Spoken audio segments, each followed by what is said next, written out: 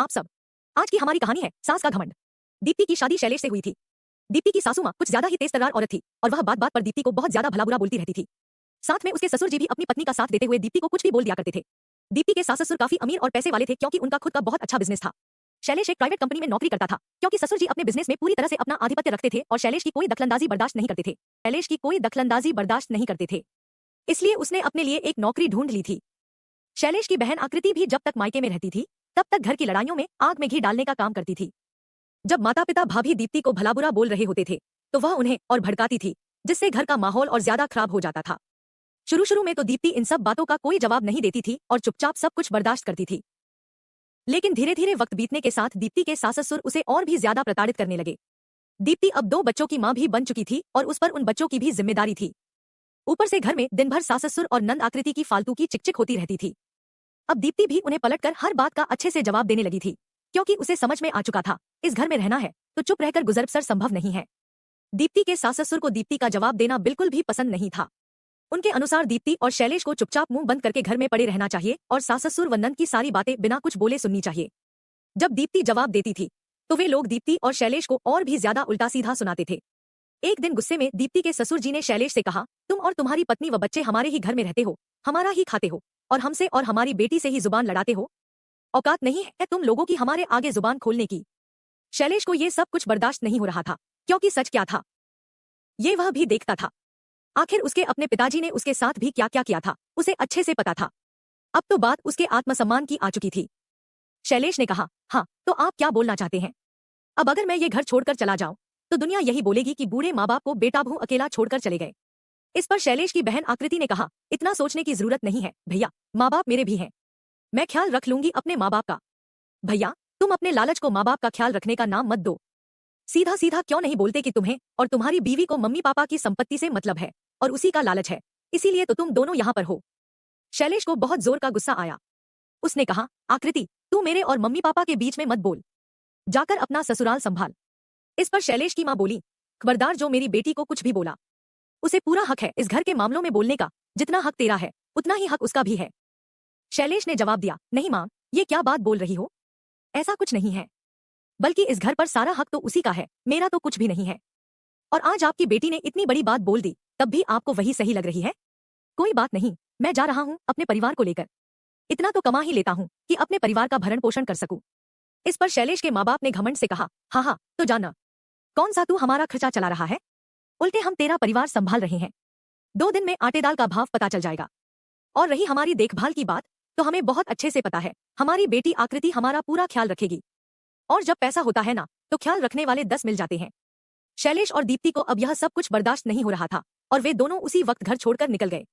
इधर शैलेश के माँ बाप अपने पैसों के घमंड में चूर थे, इसलिए उन्हें अपने बेटे बहू की बिल्कुल भी कद्र नहीं थी। वक्त इसी तरह बीतता रहा। शैलेश को घर छोड़े 10 वर्ष बीत चुके थे। शैलेश और दीप्ति अपने दोनों बच्चों के साथ बहुत खुश थे क्योंकि अब घर में फालतू की चिकचिक नहीं होती थी।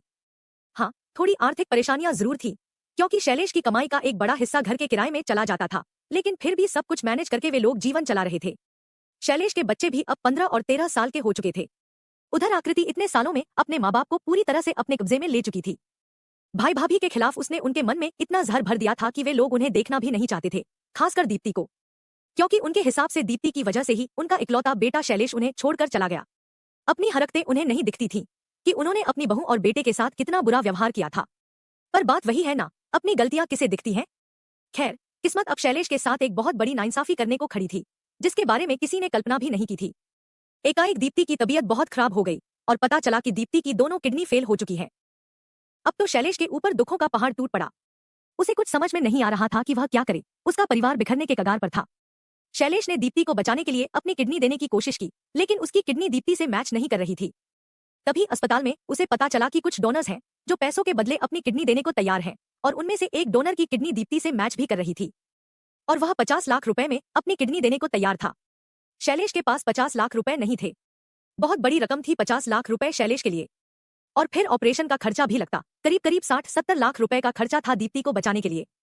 शैलेश बहुत मजबूर हो चुका था, उसे कुछ समझ में नहीं आ रहा था और वह रोता हुआ अपने माँ बाप के पास पहुंचा और उनसे बोला, दीप्ति की जान खतरे में है, वह मर जाएगी, आप लोग उसे बचा सकते हैं, आपके लिए 60-70 लाख कोई बड़ी रकम नहीं है, आप प्लीज मुझे पैसे दे दीजिए ताकि मैं दीप्ति को बचा सकूं। लेकिन शैलेश के माँ बाप ने साफ मना कर दिया और बोले, बहुत घमंड करके गया था ना तू इस घर से, अब हमसे पैसे क्यों मांगने आया है।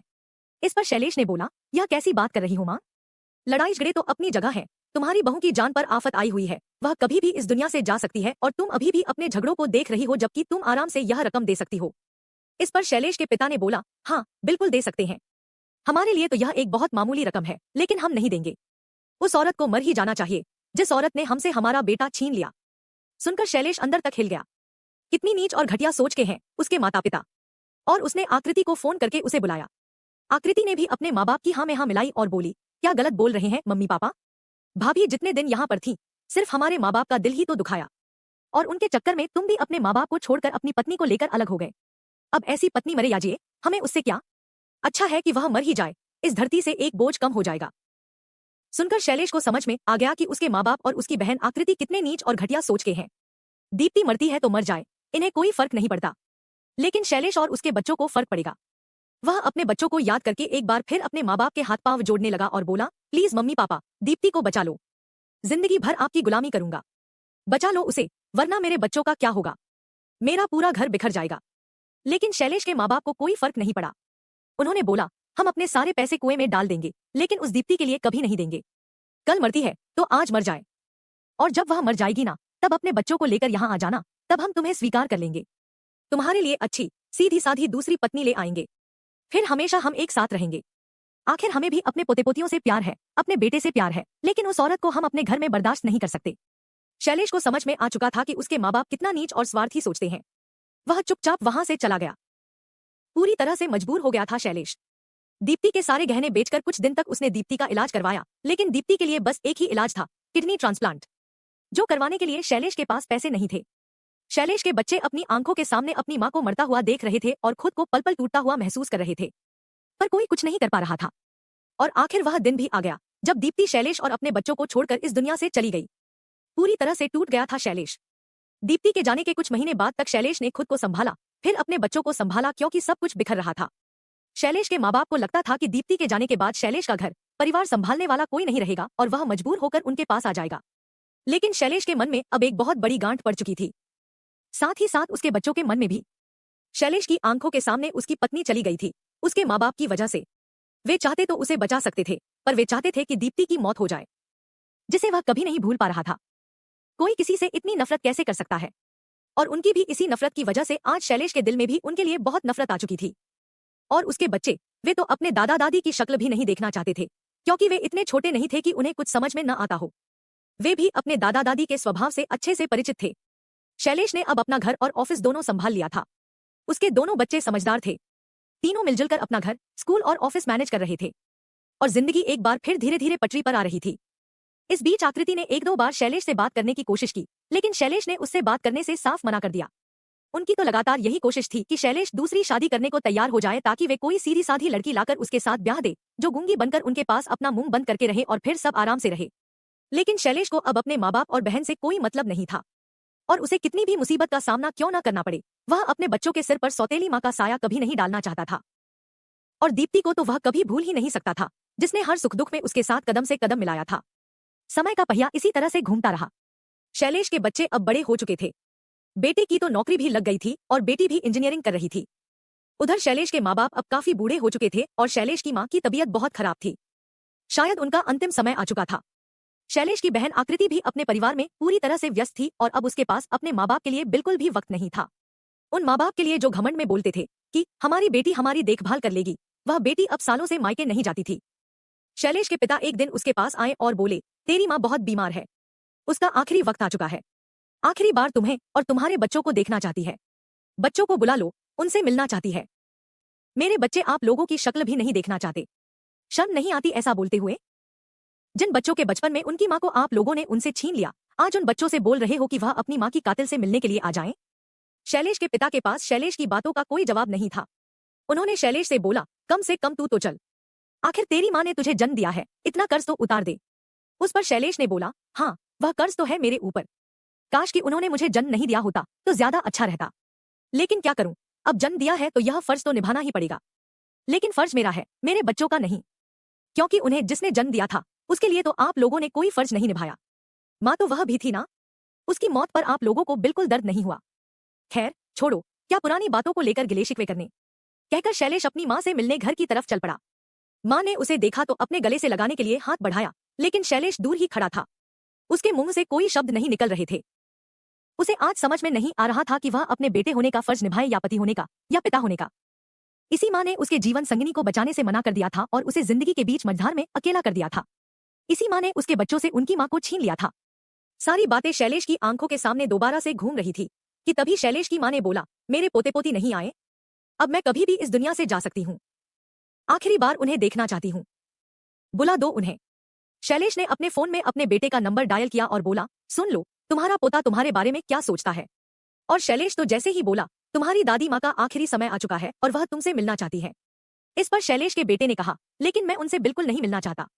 आपने सोच भी कैसे लिया पापा कि मैं अपनी माँ के कातिल से उनके आखिरी वक्त पर मिलना चाहूंगा। वह आपकी माँ है, आपको जो दिल में आए कीजिए, लेकिन मेरे लिए वह मेरी माँ की कातिल है और कुछ नहीं, कहकर शैलेश के बेटे ने फोन रख दिया। उसके बाद शैलेश ने अपनी बेटी को फोन लगाया और उससे भी वही बात बोली, जिस पर उसकी बेटी ने जवाब दिया, आज तक भूली नहीं हूँ पापा, आखिरी वक्त में मम्मी किस तरह से मेरा और भैया का हाथ पकड़ कर रो रही थी और बोल रही थी, मेरे बाद तुम दोनों का क्या होगा, तुम तीनों एक दूसरे का ख्याल रखना, तुम दोनों अपने पापा का और तुम्हारे पापा तुम दोनों का। काश कि ईश्वर ने मुझे थोड़ा वक्त और दे दिया होता अपने बच्चों के साथ बिताने का। अपने बच्चों को बीच मझधार में छोड़कर जा रही हूँ। माँ की आंखों का वह दर्द, वह तड़प मुझे आज भी याद आता है। ना तो आपकी माँ के लिए मेरे दिल में नफरत कम हुई है, बल्कि और ज्यादा बढ़ गई है।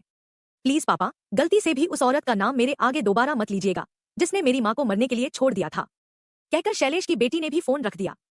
शैलेश के माँ बाप ने यह सारी बातें अपने कानों से सुनी। आज उन्हें समझ में आ रहा था कि जिंदगी में दौलत तो उन्होंने बहुत कमा ली, लेकिन रिश्तों के नाम पर उन्होंने कुछ नहीं कमाया। आज भरा पूरा परिवार होने के बावजूद उनके आखिरी वक्त पर उनके पास कोई भी नहीं था, यहाँ तक कि उनकी अपनी लाडली बेटी आकृति भी नहीं, क्योंकि वह अपने परिवार के साथ फैमिली टूर पर निकली हुई थी और वह फैमिली टूर को बीच में छोड़कर अपने मायके की फैमिली की जिम्मेदारियां नहीं उठाना चाहती थी। शैलेश ने अपने पिता से बोला, पापा, इससे अधिक मैं आपके लिए कुछ नहीं कर सकता। शैलेश की माँ सारी बातें अपने कानों से सुन चुकी थी।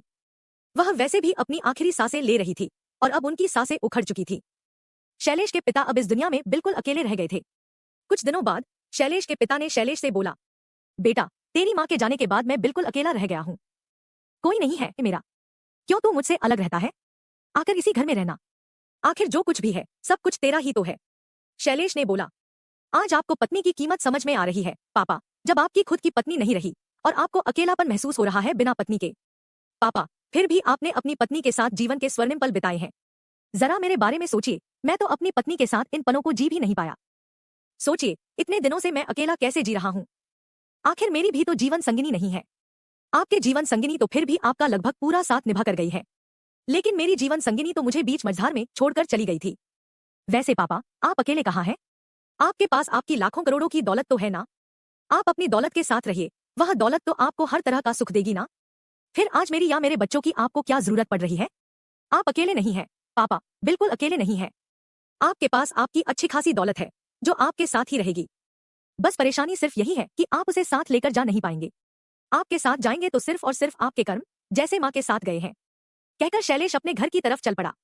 जाते जाते शैलेश ने अपने पिता से यह भी बोल दिया, प्लीज पापा, आप अपनी सारी दौलत चाहे तो कुएं में डाल दीजिएगा या चाहे तो अपनी प्यारी लाडली बेटी को दे दीजिएगा। मुझे आपकी वह दौलत बिल्कुल नहीं चाहिए जिस दौलत के नशे में आपने मेरी पत्नी को मरने के लिए छोड़ दिया था। आपने ही कहा था ना कि आप अपनी सारी दौलत कुएं में डाल देंगे, लेकिन उससे दीप्ति की जान नहीं बचाएंगे। शैलेश को नहीं पता था वह जो बोल रहा है या जो कर रहा है वह सही है या गलत, और वह अब इस बारे में ज्यादा सोचना भी नहीं चाहता था। धन्यवाद दोस्तों। अगर आपको कहानी अच्छी लगी हो तो चैनल को लाइक, शेयर और सब्सक्राइब करना